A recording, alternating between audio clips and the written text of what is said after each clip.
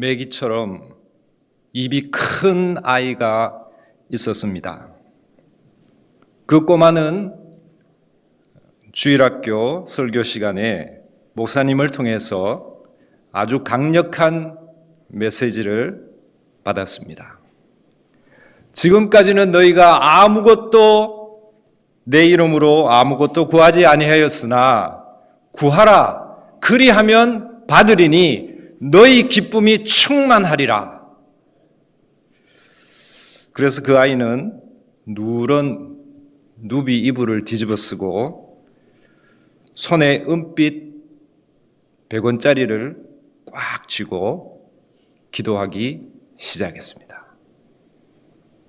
주여, 나의 기도를 들으시는 주여, 이 은빛 100원이 변하여 1000원이 되게 하옵소서. 간절히 기도드렸습니다. 그런데 갑자기 그 소년의 아버지가 나타나셔서 그 누비 이불을 확 걷어제쳤습니다.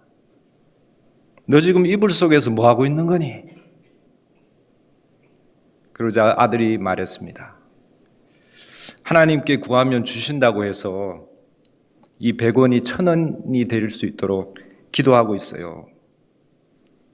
아버지는 까만색 가죽 지갑을 열어서 빳빳한 1000원짜리 지폐를 아들 손에 쥐어주었습니다. 그는 지금 선교사가 되어서 하나님의 사역을 잘 감당하고 있습니다.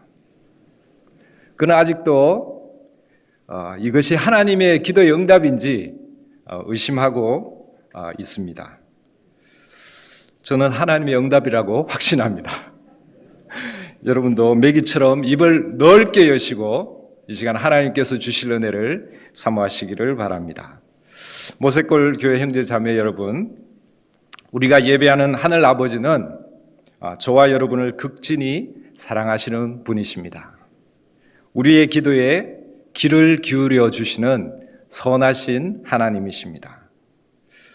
하나님은 저와 여러분이 이 어둡고 썩어 냄새나는 세상의 빛과 소금이 되라고 말씀하지 않으십니다. 마태복음 5장 13절 14절에 너희는 세상의 소금이란다. 너희는 세상의 빛이란다. 이렇게 선포하셨습니다. 그래서 우리는 그 주님의 말씀을 믿고 우리는 세상의 빛입니다. 내가 빛이라고요? 내가 소금이라고요? 그런 생각이 들지 않는다 할지라도 주님은 그렇게 약속하셨습니다. 선포하셨습니다. 그 주님의 말씀을 의지하고 믿으면 우리는 빛입니다. 우리는 소금입니다. 하나님은 내가 너를 고쳤다라고 말씀하십니다. 이사야 53장 5절에 약속하셨습니다. 그가 채찍에 맞음으로 우리는 나음을 받았도다. 하나님은 마태복음 28장 19절 20절에 제자 삼는 일로 내가 너를 보낸다라고 말씀하셨습니다. 하나님의 새 창조 사역은 하나님의 백성을 만드는 일이며 하나님의 약속을 세상의 빛과 소금인 하나님의 백성들을 통해 이루어 가시는 것입니다. 우리가 아침마다 묵상하고 있고 또 필사하고 암송하고 공부하고 있는 하나님의 말씀은 이런 풍성한 약속들로 가득합니다. 하나님의 풍성한 약속, 희망의 약속을 붙잡고 현존하는 미래가 되십시오. 날마다 승리하는 형제 자매님들 다 되시기를 예수님의 이름으로 축원합니다. 지난 3주간 우리는 깨끗하게 단장된 모색골 울림마루에서 수요 예배 시간에 사복음서 산책을 즐겁게 하고 있습니다. 복음서마다 저자의 저술 의도와 지향하는 독특성이 시간이 지날수록 재미있고 흥미가 더해가고 있습니다. 지난 수요일 저녁에는 누가의 복음서를 산책했습니다. 누가는 여러분이 아시는 대로 누가복음과 사도행전을 썼습니다. 예루살렘, 유대, 유다, 사마리아, 로마에 이르기까지 예수 그리스도와 사도들의 행적을 낱낱이 연구하여 기록했습니다. 누가는 유대인이 아니었습니다. 예수님을 본 적도 없습니다. 그는 이방인이었습니다. 누가라고 하는 이름은 룩스, 빛나다 이런 뜻을 가지고 있습니다. 우리 전구 밝기를 말할 때 몇 룩스야? 이렇게 물어보지 않습니까? 바로 그 룩스입니다. 한국어 뜻으로 번역한다면 미스터 광명씨 정도라고 할 수 있겠습니다. 누가는 어둠의 시절 암흑과 같은 땅에서 사도들이 전하여 준 예수 그리스도의 복음을 듣고 연구하여서 2권의 책을 남겼습니다.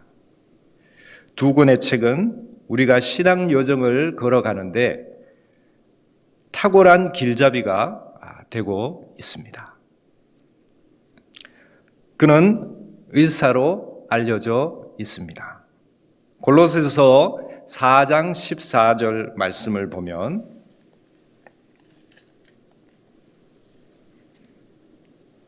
사랑을 받는 의사 누가와 또 데마가 너희에게 문안하느니라 이렇게 기록이 되어져 있습니다.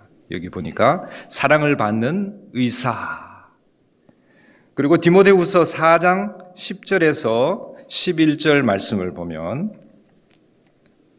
데마는 이 세상을 사랑하여 나를 버리고 데살로니가로 갔고 그레스게는 갈라디아로, 디도는 달마디아로 갔고 누가만 나와 함께 있느니라.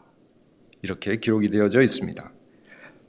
그는 노종사도 바울을 옆에서 끝까지 지키면서 그를 돌봐 주었습니다.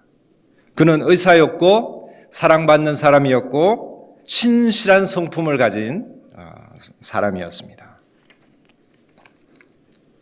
누가는 또한 다른 복음서에 없는 예수님의 청소년 중학교 시절을 복음서에 다루고 있습니다. 누가복음 2장 42절에 12살 되었을 때에 라고 기록되어져 있습니다. 유대인 아이는 12살, 13살이 되면 성인식을 가집니다. 부모의 의무 교육은 끝이 납니다. 부모는 아이가 12살, 13살이 되어서 성인식을 하고 나면 의무 교육의 책임을 벗게 됩니다. 성인식을 마친 아이는 이제 하나님과 1대1로 독대할 수 있는 사람이 되었기 때문에 온전한 성인으로 여겨지게 되었습니다. 의사 누가는 누가복음 3장 23절에 기록했습니다. 예수께서 가르침을 시작하실 때 30세쯤 되셨다라고 기록을 했습니다. 아주 정확합니다. 숫자를 적는다는 것은 아주 치밀하고 정확하다는 의미입니다. 정말 의사답습니다. 예수님의 갓난아이 시절과 12살에 있었던 사건을 누가는 꼼꼼하게 잘 정리했습니다. 아이 예수는 12살에 어머니 마리아와 아버지 요셉과 함께 유월절 절기를 지키러 예루살렘에 올라갔습니다. 제가 약간 영적 상상력을 발휘해서 적어봤는데요. 이스라엘 북쪽 갈릴리도 나사렛군 목숫길 12-3번지에서 출발하여 이스라엘의 수도인 예루살렘 특별시를 향해 이 가족은 올라갔습니다. 요셉과 마리아 부부는 유월절 관례를 따라 모든 일정을 잘 소화했습니다. 여기까지는 시냇물 흐르듯이 아주 순조로웠습니다. 그러나 이 두 부부에게 마른 하늘에 벼락치는 소리가 들렸습니다. 당신 아들 예수가 안 보입니다. 무슨 소리 하는 겁니까? 우리 아들 예수가 안 보이다니요. 예수는 마리아와 함께 있을 것입니다. 마리아, 예수 보셨어요? 아니요. 예수 당신과 함께 있지 않았나요? 아니요, 나와 함께 있지 않았어요. 이 두 부부는 어린 예수, 청소년 예수를 잃어버리고 머리가 하얗게 되었을 것 같습니다. 여러분 중에 혹시 아이를 잃어버린 경험을 해보신 분이 계십니까? 네, 저는 중국 자금성 이화원이라는 곳에 여행을 간 적이 있는데 우리 큰딸을 거기서 잃어버린 경험이 있습니다. 아이가 7살, 8살쯤 되었을 때였는데 14억 중국 인구 속에서 우리 딸을 찾아야 한다는 생각에 머릿속이 하얗게 된 경험이 있습니다. 다행히 저희 딸이 엄마 아빠를 놓치면 움직이지 말고 그 자리에 가만히 있으라는 말을 기억을 했고 저희 부부는 왔던 길로 되돌아가서 사랑하는 딸을 다시 찾았습니다. 마리아와 요셉 부부는 저처럼 머릿속이 하얗게 되어서 왔던 길을 다시 거슬러 올라갔습니다. 신형제님, 우리 아들 예수 보셨어요? 정랍비님, 우리 아들 예수 보셨어요? 박자매님, 우리 예수 보셨어요? 두 부부의 마음은 초원에 불이 나서 까맣게 땅이 타들어가는 그런 경험처럼 마음이 새카맣게 타들어갔을 것이 분명합니다. 성경 본문은 44절에 하룻길을 간 후에라고 기록하고 있습니다.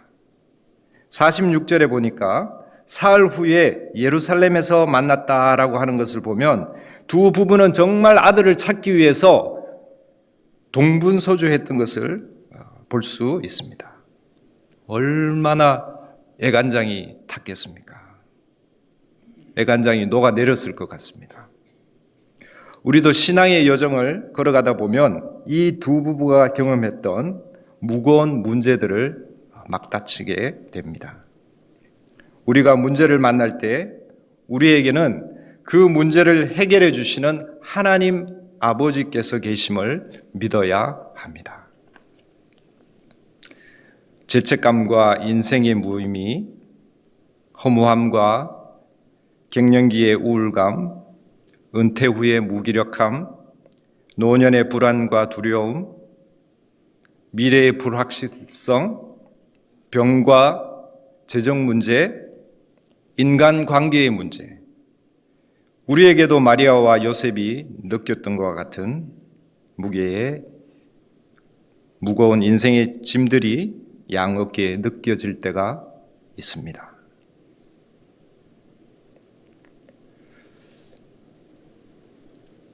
요셉과 마리아는 잃어버린 아들이 밥은 먹었을까? 잠은 어디서 잘까? 예루살렘의 그 밤의 추위를 어떻게 견딜까? 많은 근심과 걱정이 그 부부의 마음을 핥히고 지나갔을 것입니다. 그럼에도 불구하고 여기에 하나님의 놀라운 해결책이 있었습니다. 아이 예수는 예루살렘에서, 그것도 하나님의 성전에서 율법 박사들과 아주 잘 지내고 계셨습니다. 마리아 요셉 부부가 걱정하던 것과는 반대로 예수님 편에서는 그 당시 최고 성경 박사들과 대답과 질문을 이어가고 계셨습니다. 중학생이 세계 최고의 지성과 율법에 관한 배틀을 하고 있었던 것입니다. 예수님의 지혜와 그의 입에서 흘러나오는 답변으로, 로고스로, 말씀으로 이 땅에 오신 그 하나님의 영광이 이 땅에 드러나게 되었습니다. 우리에게는 문제가 고통스럽고 커 보입니다. 그러나 하나님께는 그 문제로 인하여 하나님의 영광을 찬란하게 드러내는 기회가 될 수 있었습니다. 저희 부부가 몽골에서 21년간의 선교 사역을 마치고 2023년 12월 13일 한국으로 오게 되었습니다. 몽골의 강추위를 우리가 몰고 왔는지 이번 겨울에는 눈도 많이 오고 기온도 많이 떨어진 것 같습니다. 지난 화요일 밤 영하 13도의 한파로 모세골 라운지 수도 파이프가 꽁꽁 얼어 버렸습니다. 수요 예배 후에 밤 11시까지 해빙기를 사용해서 얼음을 파이프에서 제거하려고 했지만 실패했습니다. 300도의 전기 스팀관을 파이프 안으로 쑤셔 넣어봤지만 아무 소용이 없었습니다. 그래서 그 다음 날 다시 녹이기로 계획을 하고 그 다음 날이 되었습니다. 그런데 그 다음 날 전기 스팀을 뿜어내야 할 그 해빙기가 고장이 났습니다. 몽골 속담에 하늘은 멀고 땅은 딱딱하다라는 속담이 있습니다. 탱게르홀 가짜라 하토, 딱 그런 상황이 벌어진 것입니다. 그러나 반전의 우리 하나님은 이 모든 어려운 환경을 180도로 바꾸어 버리셨습니다. 환경은 똑같았습니다. 변한 것이 없었습니다. 날씨는 여전히 춥고 물은 안 나오고 해빙기는 고장났습니다. 하지만 이 상황을 바라보는 저의 시선이 바뀌었습니다. 이 사건으로 해빙기 사용법을 완전히 마스터했습니다. 해빙기의 구조가, 시스템이 어떻게 되는지 알게 되었습니다. 라운지와 인포메이션 센터, 인포로 연결되는 그 원수 파이프가 어디에 있는지, 어떻게 연결되는지를 배웠습니다. 메인 수도 파이프와 라운지 건물과 연결되는 서브 파이프 연결 구조도 배우게 되었습니다. 그리고 무엇보다도 모세골 시설 관리팀 형제님들과 동고동락하면서 동지애가 싹트기 시작했습니다. 그리고 옆에서 헬퍼로 돕고 있는 제 아내가 정말 중요한 역할을 해주는구나라는 사실을 깨닫게 되었습니다. 어떤 분은 우리 남편은 로또야, 로또, 그렇게 말씀하시더군요. 그래서 왜요? 라고 물으니까 안 맞아. 한 번도 안 맞아. 전혀 안 맞아. 형제자매 여러분, 남편과 아내를 주신 하나님께 감사하십시오. 부부가 서로 안 맞는 것이 매력입니다. 서로 안 맞는 사람이 하나님 나라 공동체 안에 들어가면 너무나 멋진 동력자가 됩니다. 형제자매 여러분, 믿음의 주요 온전케 하시는 이인 예수님을 보셨습니까? 믿음의 주요 온전케 하시는 이인 예수님을 지금 보고 계십니까? 믿음의 주요 온전케 하시는 이인 예수님을 계속 보시겠습니까? 예수님을 보시는 분에게는 하늘로부터 문이 열립니다. 우리의 믿음의 선배님들이 하시는 말씀이 있습니다. 영통하면 인통하고 인통하면 물통한다.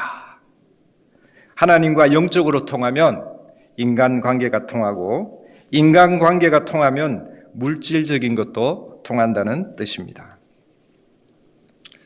아이 예수님은 12세 성인으로서 바로 하나님의 사역에 뛰어드실 수도 있으셨습니다. 시골 나사렛으로 가지 않고 예루살렘 특별시에서 율법 박사와 사실 수도 있었습니다. 그러나 예수님은 그렇게 하지 않으셨습니다.